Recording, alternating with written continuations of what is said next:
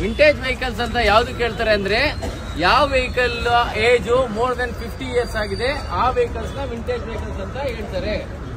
ನೀವೆಲ್ಲರೂ vehicles lovers, ನಿಮ್ ಹಳೆ ಗಾಡಿಗಳಂದ್ರೆ ತುಂಬಾ ಇಷ್ಟ ಇದೆ, ತುಂಬಾ ಇಷ್ಟಪಡ್ತೀರಾ.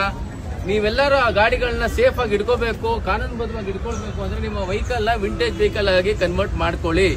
ಯಾಕೆ ಕನ್ವರ್ಟ್ ಮಾಡ್ಕೊಳ್ಳಿ ಅಂತ ಹೇಳ್ತಾ ಇದೀನಿ ಅಂತಂದ್ರೆ, ಕಾನೂನುಗಳು ಬದಲಾವಣೆ ಆಗಿ 20 ವರ್ಷದ ಗಾಡಿ ಅಥವಾ 30 ವರ್ಷದ ಗಾಡಿಗಳು RC ಕ್ಯಾನ್ಸಲ್ ಅಂತ ಹೇಳಿದ್ರೆ ರಾತ್ರಿ ನಿಮ್ಮ ಗಾಡಿಗಳ RC ಕ್ಯಾನ್ಸಲ್ ಆಗಿ ನಿಮ್ಮ ಗಾಡಿಗಳು ವೇಸ್ಟ್ ಆಗಿಬಿಡ್ತವೆ.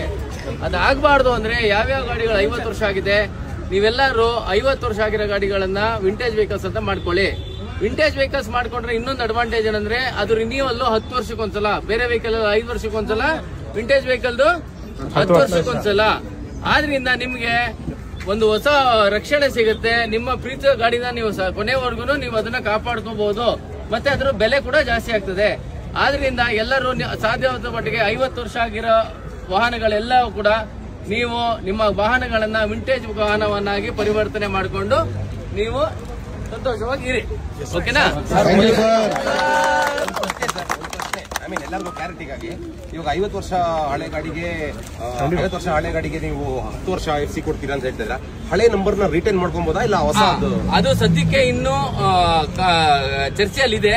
ಅದು ಸದ್ಯಕ್ಕೆ ಇನ್ನೂ ಕಾನೂನಲ್ಲಿ ನಡೀತಾ ಇದೆ. ಮೋಸ್ಟ್ಲಿ ಅದು ಓಲ್ಡ್ ಅದು ಏನಾಗುತ್ತೆ ಅದು ಆದ್ಮೇಲೆ ಅದು ಇಂಪ್ಲಿಮೆಂಟ್ ಮಾಡುತ್ತೆ. ಇವಾಗ ಹೇಳಿಕ್ ಬರಲ್ಲ.